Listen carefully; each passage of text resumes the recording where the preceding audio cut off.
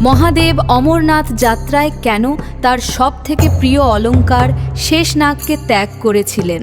এটা কি শুধুই পুরাণ, নাকি এর পেছনে আছে গভীর বিজ্ঞান আর দর্শন? প্রথম কারণ, সময় বা টাইম।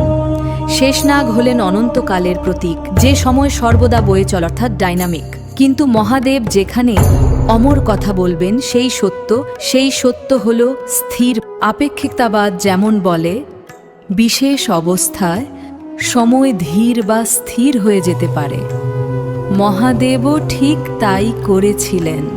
কালাতীত অবস্থায় প্রবেশ করেছিলেন। দ্বিতীয় কারণটি মনস্তাত্ত্বিক। সাপ হলো আমাদের বিষাক্ত অহংকারের প্রতীক, আর জ্ঞান লাভের পথে এই আমি বোধই হলো সবথেকে বড় বাধা।